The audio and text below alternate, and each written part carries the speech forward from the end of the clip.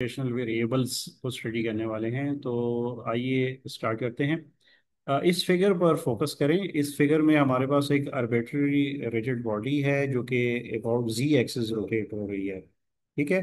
और ये figure B में हमारे पास यहाँ पर क्रॉस सेक्शनल स्लाइस हमने इस बॉडी का लिया हुआ है, जिसको हम X prime Y prime coordinates में यहाँ पे जो X prime Y prime coordinate जो इस पॉइंट पर डिफाइन किए गए हैं वहां पर हमने इस स्लाइस को लिया हुआ है। ठीक है। अच्छा, एक्स प्राइम और वाई प्राइम एक्सिस जो हैं वो पैरेलल हैं एक्स और वाई एक्सिस के। ऐसा नहीं है कि ये इनका कुछ और किसी और एंगल पर है, बल्कि ये इसके बिल्कुल पैरेलल हैं। ठीक है। और हमारे पास यहाँ पे जो रेफरेंस लाइन है वो इस स्लाइस में देखें ए पी है। ठीक है। ए पी हम रेफरेंस लाइन के तौर पर ले रहे हैं, जो कि एक पॉइंट जो हमने इस बॉडी में इस स्लाइस में लिया हुआ है, जिसको मद्देनजर रखते हुए हम रोटेशन को स्टडी करने वाले हैं।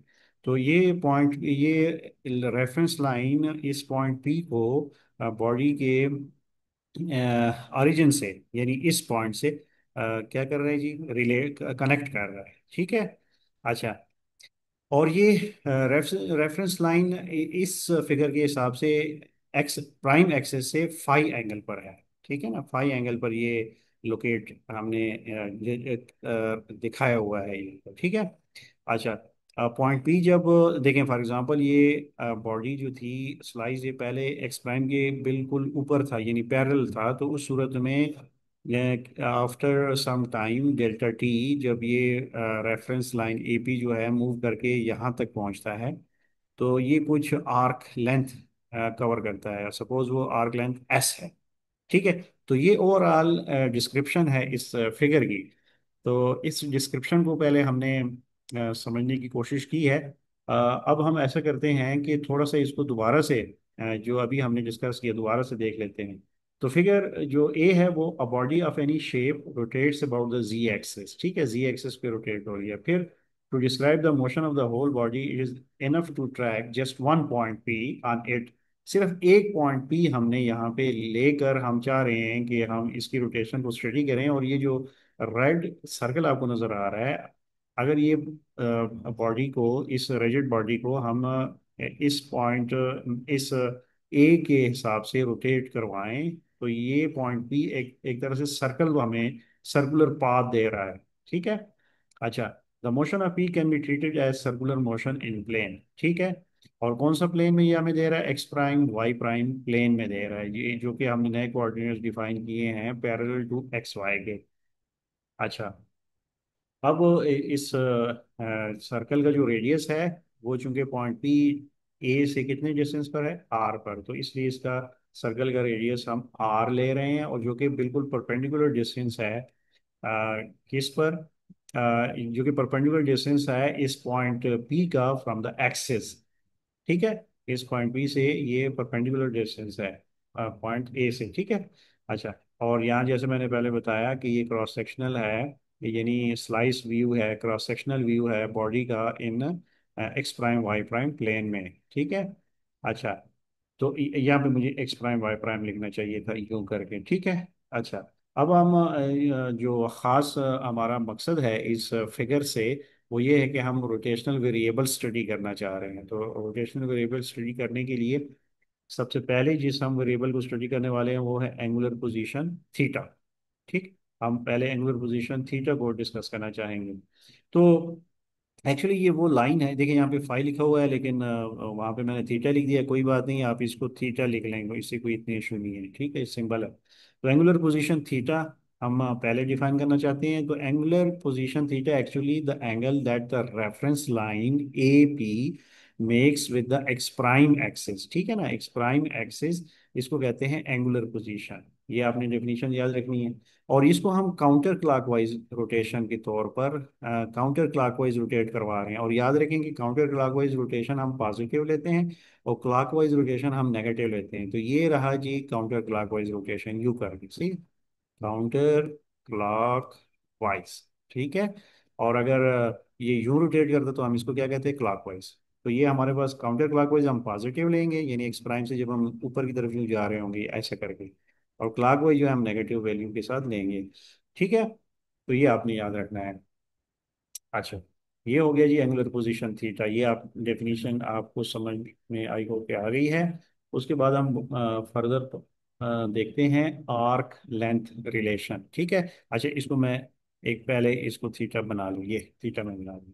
तो आर्क लेंथ रिलेशन हम निकालना चाहेंगे अपनी इस डेफिनेशन के तहत जो पहले हमने एंगुलर पोजीशन की और उसके लिए हमने इस फिगर पे फोकस किया, इस फिगर पे फोकस किया। ठीक है। तो आर्क लेंथ रिलेशन कुछ इस तरह से है कि if a point P moves on a circle of radius R. ठीक है ना, ये तो सर्कल है ना उसका ये इस तरह ये जब रोटेट होगा तो यूं हमें नजर आएगा, यूं करके देखो। रेडियस आर के हिसाब से हमें यूं करके नजर आए। ठीक है। तो if point P moves on a circle of radius R and covers an arc length S. ठीक है ना, आर्क लेंथ कितना कवर करता है जब ये यहां से यहां तक मूव करता है? एस। अच्छा, एस मूव करता है। तो ये एस जो है ना, ये आर्क लेंथ का इसका रिलेशन इस थीटा के साथ क्या बनता है ये हमने बताना है। तो इसका जो रिलेशन बनता है वो बनता है theta equal S over R. ठीक है। तो ये क्या हमें बताता है? ये बताता है कि this shows that angle theta is measured as the ratio of two lengths. एक आर्क लेंथ ये भी लेंथ है और आर रेडियस ये भी लेंथ है। ठीक है ना। तो थीटा इज आपने डिफाइन कैसे करना है? थीटा एंगल कैसे डिफाइन करना है? This shows that angle is measured as the ratio of two lengths, arc length and radius. तो ये रहा जी हमारे पास आर्क लेंथ रिलेशन, जिसको हमने याद रखना है। उसके बाद हम देखते हैं रेडियन मेजर। तो एंगल को हम रेडियन में मेजर करते हैं। तो आइए इसके बारे में डिटेल देख लेते हैं। डिग्री में भी कर सकते हैं, रिवोल्यूशन में भी करते हैं। तो आइए इन सबको देख लेते हैं। Radian measure, an angle of 1 radian is defined when arc length S equals R. जब एस आर की इक्वल होगा ना तो थीटा हमारे पास क्या हो जाएगा? 1 हो जाएगा। और वो किस यूनिट में होगा? रेडियन में होगा। ये आपने याद रखना। An angle of 1 radian is defined when arc length S equals R. तो एस और आर जब इक्वल होंगे तो 1 आ जाएगा। The full circumference of the circle, ये जो पूरा का पूरा सर्कल बन रहा है इसका सर्कमफेरेंस कैसे हम लेते हैं? 2 पाई आर। ठीक है।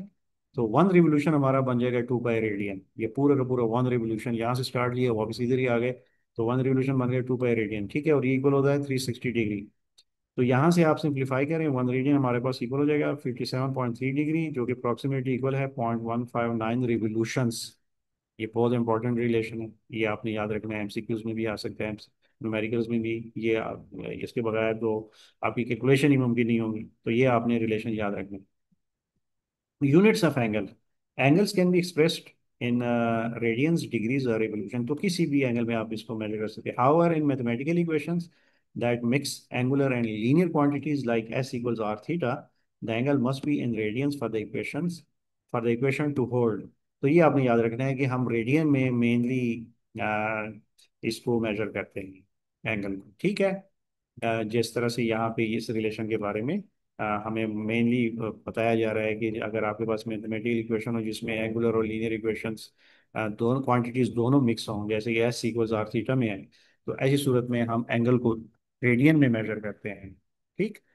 तो ये बहुत इंपॉर्टेंट डेफिनेशंस हैं, ये आपने याद रखनी है। अब हम चलते हैं नेक्स्ट डेफिनेशन की तरफ। तो नेक्स्ट है जी हमारे पास एंगुलर डिस्प्लेसमेंट डेल्टा थीटा। ठीक। तो इसको पहले से मैं लेकिन इसको मैं पहले से थीटा कर रहा हूँ। ये भी थीटा है, थीटा 2 है। और ये हमारे पास थीटा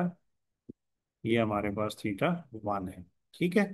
अच्छा, तो आई होप आपको इसमें कोई मसला नहीं होना चाहिए जो मैं कर रहा हूँ यूं करके, या मैं इधर चेंज करता या इधर चेंज करता तो इधर कर दिया, इसमें क्या है?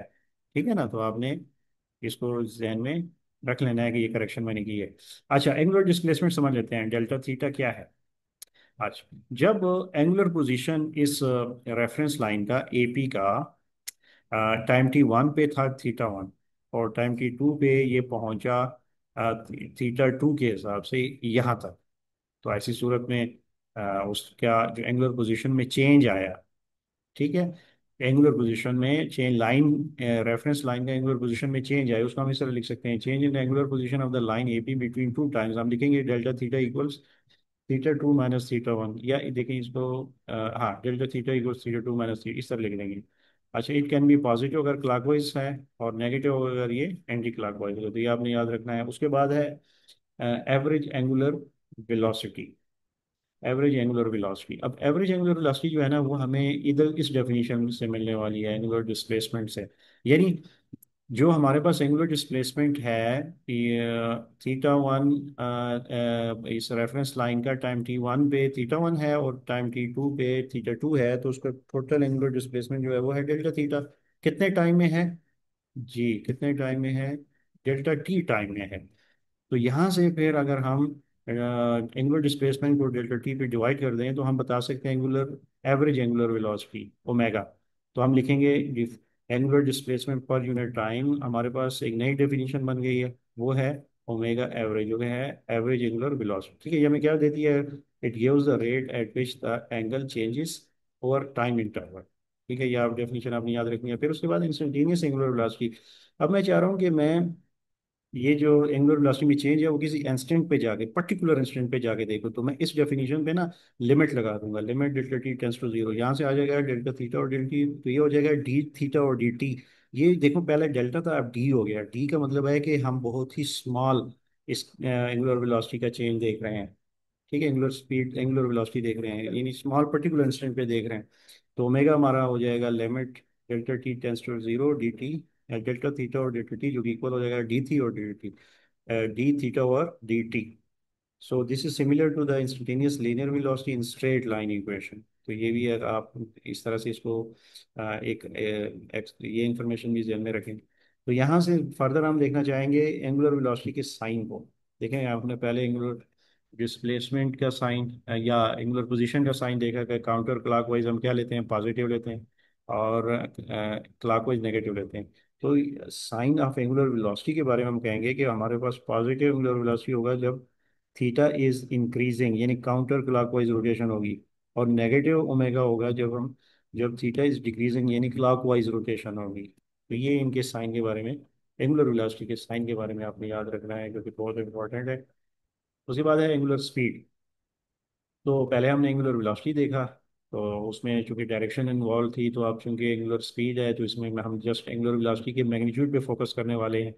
तो जब भी हम एंगुलर वेलोसिटी का सिर्फ मैग्नीट्यूड डिस्कस करेंगे विदाउट कंसीडरिंग इट्स साइन, तो वो यानी पॉजिटिव साइन है नेगेटिव साइन है कतई नज़र इसके है, तो हम कहेंगे कि ये हम एंगुलर स्पीड स्टडी कर रहे हैं। ठीक है, एग्जांपल इस तरह से देखेंगे, a wheel rotating clockwise at 10 radian per second has angular velocity minus 10 radian per second, but angular speed is just 10 radian per second. Minus का साइन जो है ना, वो जैसे कि क्लॉकवाइज उसकी रोटेशन है तो माइनस का साइन आ रहा है, तो चूंकि हम एंगुलर वेलोसिटी बताएंगे तो -10 कहेंगे, लेकिन चूंकि यहाँ पे हमारा फोकस जो है एंगुलर स्पीड पे है, तो हम सिंपली कहेंगे कि 10 रेडियन पर सेकंड। ये आपने याद रखना है। ठीक, dimension and units of angular velocity.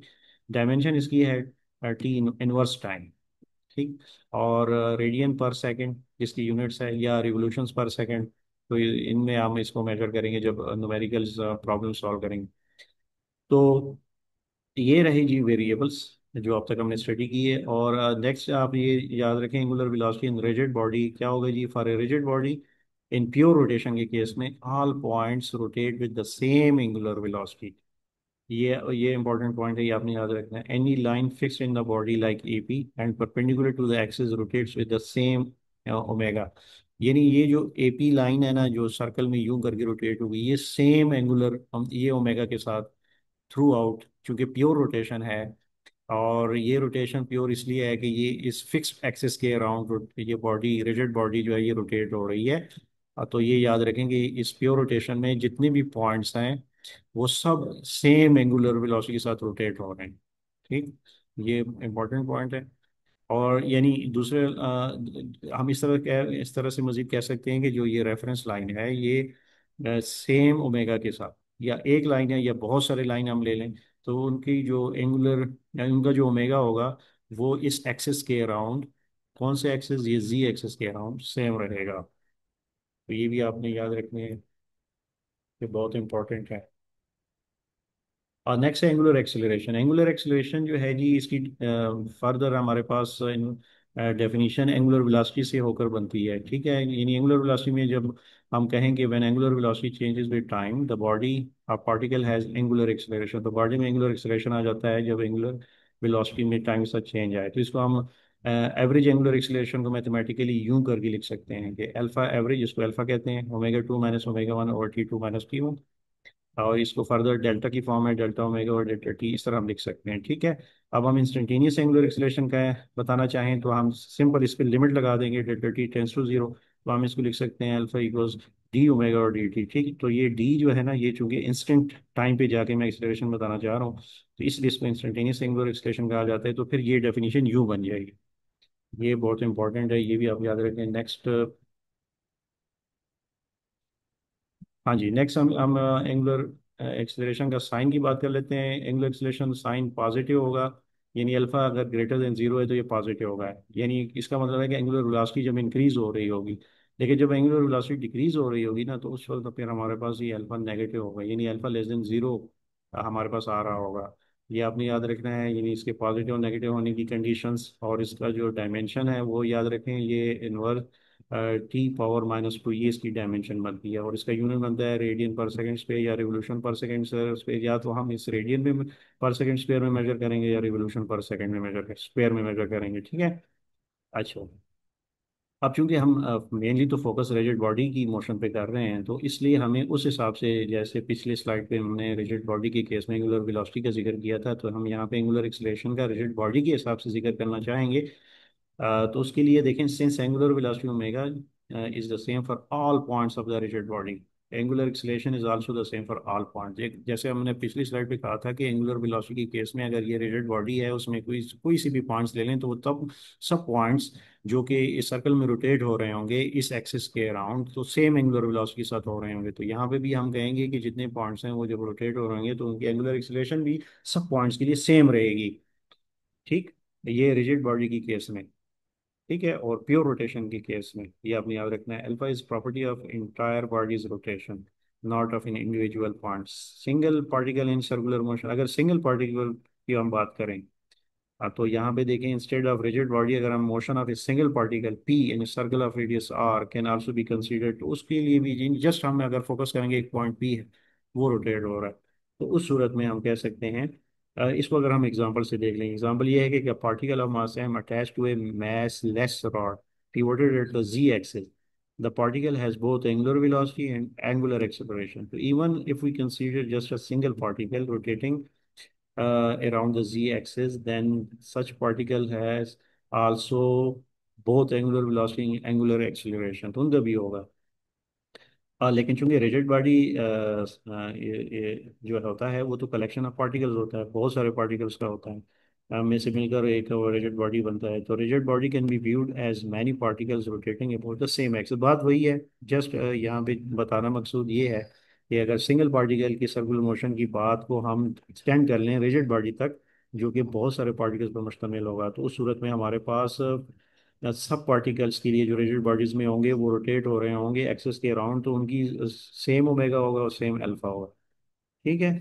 तो इस तरह के कंसेप्ट